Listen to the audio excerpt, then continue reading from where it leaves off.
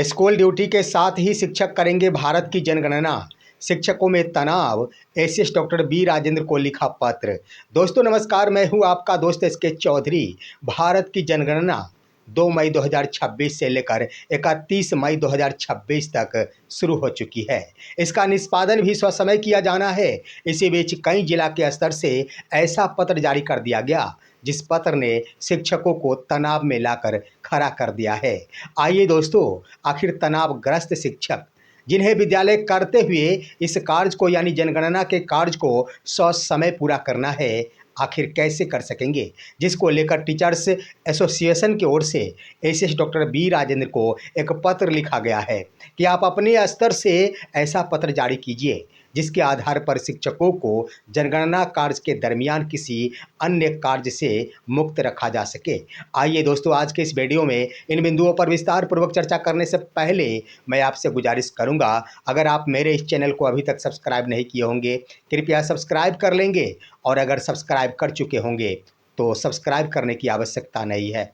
दोस्तों, आपको मालूम होगा कि भारत की जनगणना 2027 के नाम से 2 मई 2026 से लेकर 31 मई 2026 तक निर्धारित है। इस अवधि में 100 समय जनगणना का कार्य पूर्ण कर लिया जाना है। दोस्तों, बिहार के स्तर से खासतौर पर बिहार के शिक्षकों को इस कार्य के लिए काफ़ी संख्या में, भारी संख्या में प्रतिनियुक्त किया गया है।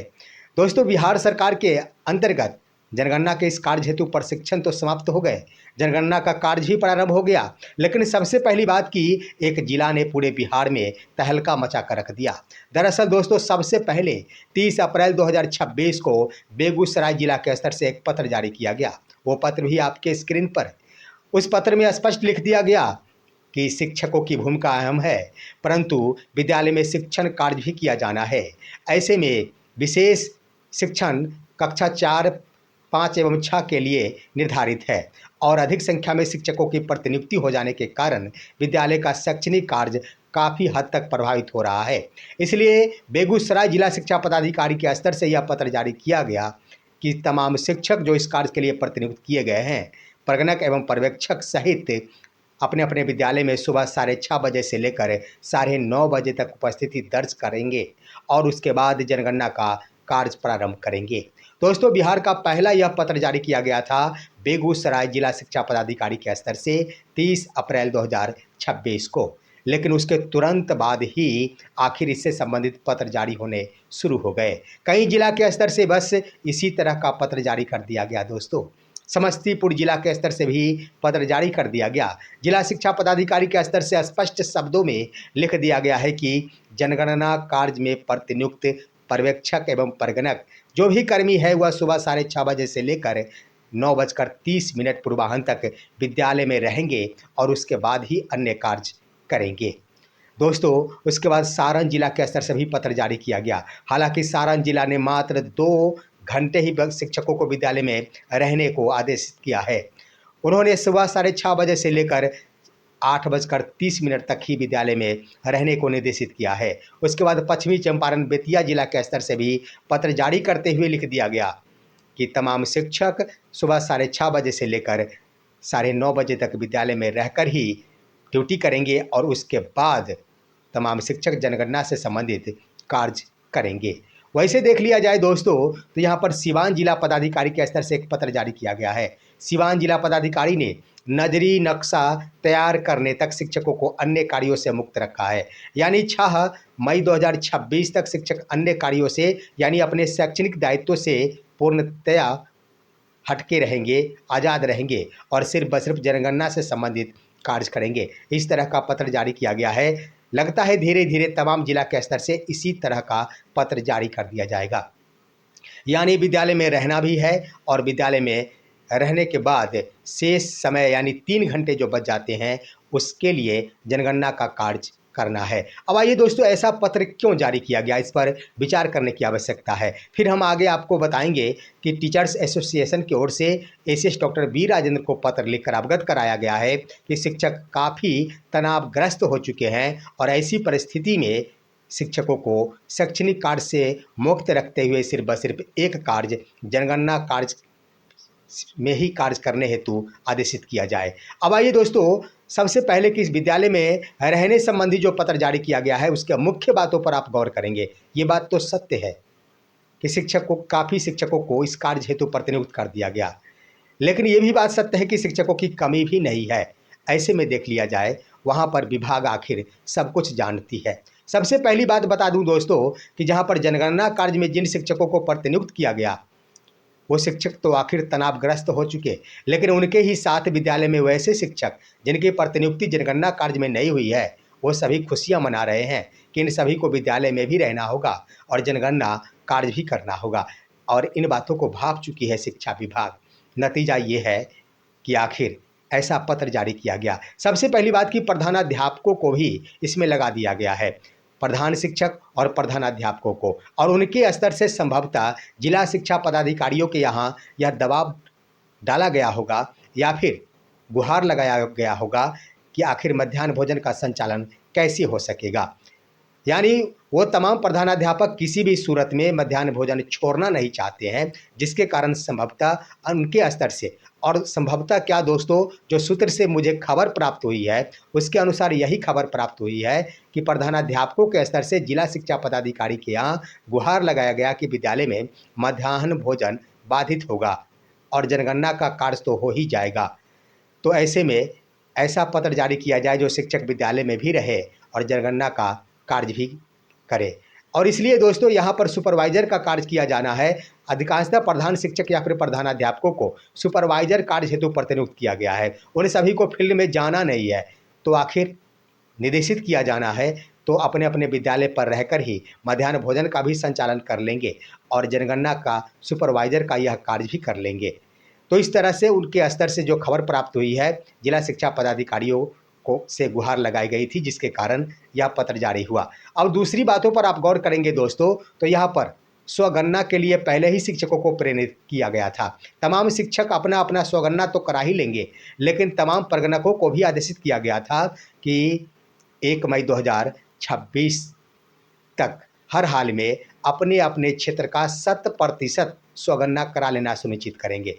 हालांकि ढेर सारे प्रगणकों के स्तर से बढ़ चढ़ कर इसमें भाग लिया गया और ढेर सारे शिक्षकों ने स्वगणना कराने में अपनी भूमिका भी निभाई। तो विभाग यह जानती है कि अगर नजरी नक्शा तैयार हो गया, यानी मुख्य रोल अगर निभाता है तो नजरी नक्शा, यह 6 मई 2026 तक तैयार करने की नसीहत दी गई है।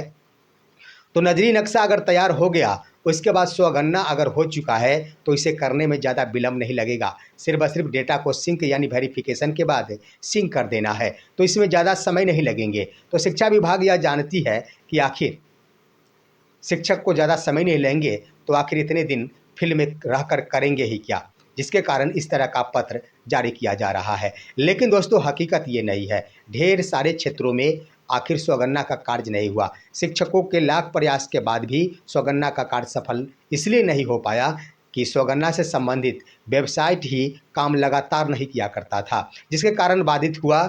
लेकिन अब प्रगणकों को जाना ही पड़ेगा, घर घर और द्वार द्वार जाकर उन्हें जनगणना का यह कार्य करना पड़ेगा, जिसके कारण आखिर उन्हें दिक्कतों का सामना करना पड़ेगा। अब आइए दोस्तों, यहाँ पर पहले जो बातें कई जिलों के स्तर से पत्र जारी किया गया था कि मार्क ऑन ड्यूटी बनाया जाना है, तो मार्क ऑन ड्यूटी बनाया जाना है, इससे संबंधित पत्र तो जारी कर दिया गया था, लेकिन उसका समय अवधि क्या रहेगा। यानी तमाम शिक्षकों को छूट प्रदान कर दी गई थी कि आप या तो विद्यालय अवधि का जो समय होता है 6:30 बजे से लेकर 12:30 बजे तक की अवधि के लिए आप मार्क ऑन ड्यूटी बना ले, या फिर ये भी हो सकता था कि सुबह 9 बजे से लेकर 5 बजे तक की अवधि के लिए भी वो मार्क ऑन ड्यूटी कर सकते थे। यानी छूट प्रदान की गई थी, किसी भी समय का उल्लेख नहीं किया गया था। लेकिन अब दोस्तों जिन जिला के स्तर से पत्र जारी कर दिया गया कि विद्यालय में रहकर ही कार्य करना है 9:30 बजे तक, इसका सीधा सीधा अर्थ हो गया कि विद्यालय अवधि में, यानी विद्यालय में अटेंडेंस बनेगा। इसका मतलब है कि विद्यालय अवधि में ही जनगणना का यह कार्य किया जाना है और विद्यालय अवधि के लिए मात्र 3 घंटे शेष बच जाते हैं, यानी 12:30 बजे तक ही विद्यालय का संचालन होता है। इसका अर्थ हुआ कि 3 घंटा ही जनगणना का कार्य किया जाना है। अब ऐसे में सवाल खड़ा होता है कि सिर्फ व सिर्फ 3 घंटा में जनगणना का कार्य सफल हो पाएगा क्या। और वही वक्त यानी 3 घंटा ही शेष रह गया है 9:30 बजे से लेकर 12:30 बजे तक।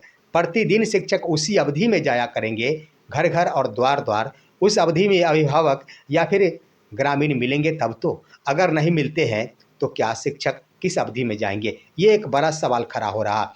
जिन सवालों के मद्देनज़र दोस्तों टीचर्स एसोसिएशन के स्तर से एक पत्र एसीएस डॉक्टर बी राजेंद्र को लिखा गया है और वह पत्र लिखा गया है Bihar state Urdu teachers association के स्तर से।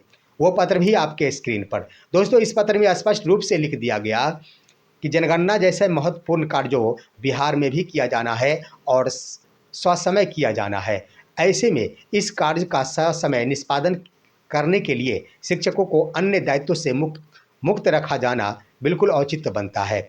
आगे लिख दिया गया है कि कई जिला के स्तर से जिला शिक्षा पदाधिकारी के द्वारा यह पत्र जारी किया जा रहा है कि शिक्षक विद्यालय में रहेंगे, विद्यालय अवधि में कुछ घंटों तक रहेंगे और उसके बाद वो क्षेत्र में जाकर जनगणना का कार्य पूर्ण करेंगे, जिसके कारण आखिर शिक्षकों में काफ़ी तनाव हो गया है। शिक्षक तनावग्रस्त हो गए हैं कि एक साथ आखिर दो दो कार्य और महत्वपूर्ण कार्य कैसे किया जा सकता।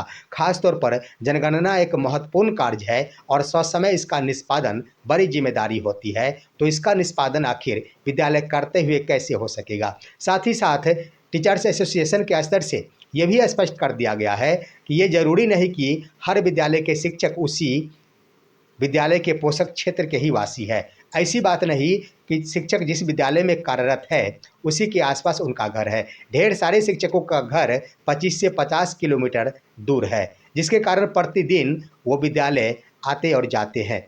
उसके बाद लिख दिया गया है कि ऐसी बात नहीं है कि जिस विद्यालय में शिक्षक कार्यरत है उसी का पोषक क्षेत्र उन्हें जनगणना ब्लॉक के रूप में अलॉट किया गया है, उन्हें दूसरा क्षेत्र भी अलॉट किया गया है। ऐसी परिस्थिति में सबसे पहले शिक्षकों के द्वारा विद्यालय जाना होगा, यानी सबसे पहले शिक्षक विद्यालय जाएंगे और विद्यालय में 3 घंटा कार्य कर फिर से वो अपने अलॉट क्षेत्र में जाएंगे और वहाँ जाकर वो कार्य करेंगे। ऐसे आने जाने में भी अगर समय लग जाते हैं, आधा घंटा या फिर 1 घंटा, तो शेष समय बच जाता है दोस्तों 2 घंटा। तो ऐसे इस परिस्थिति में जनगणना का यह कार्य कैसे संभव हो सकेगा। दोस्तों आगे टीचर्स एसोसिएशन के स्तर से लिख दिया गया है कि ऐसी परिस्थिति में आखिर तनावग्रस्त होकर शिक्षक जनगणना का कार्य करने में सक्षम नहीं हो पाएंगे। अतः श्रीमान से आग्रह है कि अपने स्तर से जनगणना कार्य के दरमियान यानी 2 मई से लेकर 31 मई 2026 तक शिक्षकों को